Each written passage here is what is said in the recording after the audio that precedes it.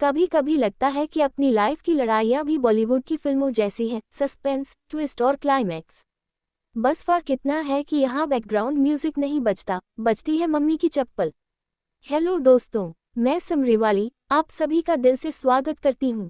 आज हम समरी कर रहे हैं किताब narrative mediation, a new approach to conflict resolution की, जिसे लिखा है लेखकों जॉन विंसलेट और जेरल्ड मोन्क ने।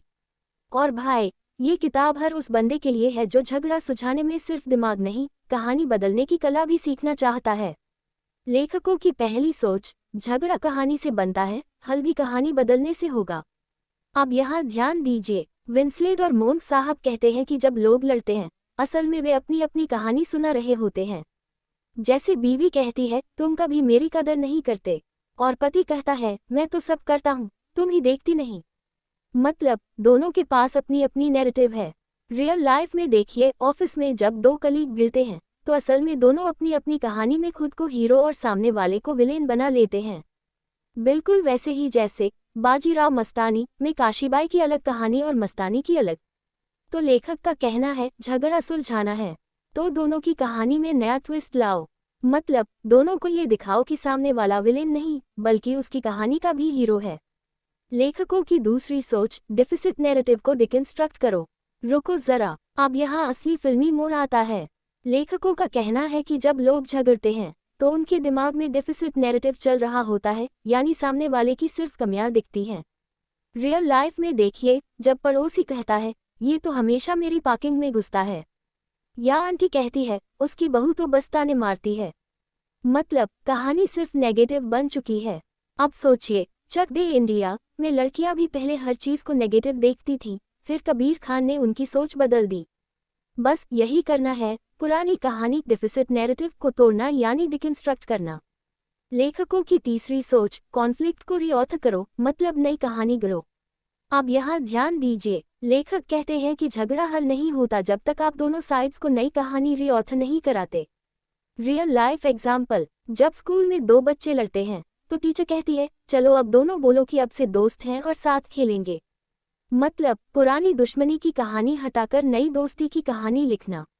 बिल्कुल वैसे ही जैसे डीडीएलजे में पहले अमरीश पुरी का नैरेटिव था, हम भारतीय अपनी परंपरा नहीं छोड़ते, पर बाद में उसकी सोच बदली, जा सिमरन जा। मतलब कहानी बदली और रिश्ता जुड़ गया। तो भाई, नैरेटिव मीडिएशन का मंत्र है, पुरानी कहानी मिटाओ, नई पॉजिटिव स्टोरी लिखवाओ। लेखकों की चौथी सोच, मीडिएटर बने स्टोरी एडिटर, ना कि जज। अब सोचिए, आमतौर पर झगड़ा सुलझाने वाला आदमी क्या करता है? जज बनकर फैसला सुनाता है। पर लेखक कहते हैं, असली मीडिएटर स्टोरी एडिटर होता है, जो दोनों की कहानी को एडिट करके पॉजिटिव मोड़ देता है। रियल लाइफ में देखिए, जब फैमिली फंक्शन में मामा और चाचा भिड़ते हैं तो दादी कहती है, तुम दोनों बचपन में साथ खेलते थे, याद है? यानी पुरानी पॉजिटिव कहानी याद दिलाकर झगड़ा खत्म कर देती है।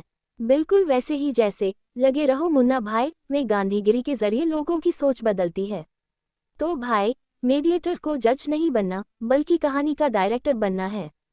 यदि आपको ये समरी अच्छी लग रही है तो प्लीज़ लाइक करिए, दिल खोल के शेयर करिए और सब्सक्राइब करना मत भूलिए, ताकि अगली बार मैं नॉलेज का पंच मारूं तो सीधा आपके पास पहुंचे। और वो जो साइड में घंटी है ना, हाँ वही बेल आइकॉन, उसे भी बजा दो, ताकि जब अगली समरी आए तो आपके फ़ोन बज उठे। अब सोचिए, क्या आपने भी कभी ऐसा किया है? अपनी कहानी बदलकर झगड़ा सुलझाया है? जवाब दीजिए कमेंट बॉक्स में, वरना गब्बर पूछेगा कितने कमेंट थे। चलिए बढ़ते हैं आगे। लेखकों की पांचवी सोच, लोग खुद अपनी नई कहानी लिख सकते हैं, बस उन्हें गाइड करो। यहाँ लेखक कहते हैं, मीडिएशन का असली काम यह है कि झगड़ने वाले लोग खुद अपनी नई स्टोरी लिखें। मतलब उन्हें यह एहसास दिलाओ कि वे खुद भी अपने रिश्ते को नया मोड़ दे सकते हैं।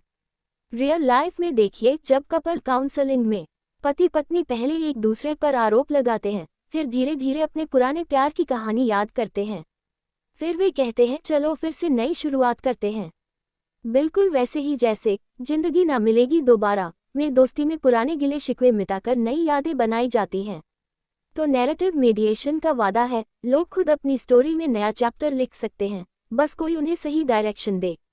अब दिल से सुनिए दोस्तों, लेखकों की ये किताब हमें सिखाती है कि झगड़े में सिर्फ सुलह नहीं करनी है, बल्कि कहानी को बदलना है। रिश्ते तभी सुधरते हैं जब पुरानी नेगेटिव कहानी हटती है और नई पॉजिटिव कहानी जुड़ती है। याद रखिए, प्यार जताना कोई ओवरएक्टिंग नहीं, ये रिश्ते की ज़रूरत है। और अपनी कहानी को बदलना ही असली पॉजिटिव थिंकिंग है। अगर समरी पसंद आए हो तो ज़रूर लाइक, शेयर और सब्सक्राइब करिए। बेल आइकॉन दबाएं ताकि अगली किताब का ज्ञान भी टाइम पर मिले। और हाँ, ये तो बस एक झलक थी। पूरी किताब ज़रूर पढ़िए, लिंक समरी में ही दिया गया है। वहाँ आपको और भी गहराई, टेक्निक्स और दिल को छू जाने वाली बातें मिलेंगी। अगली किताब तक जुड़े रहिए और बोलिए दिल से, पढ़िए दिमाग से।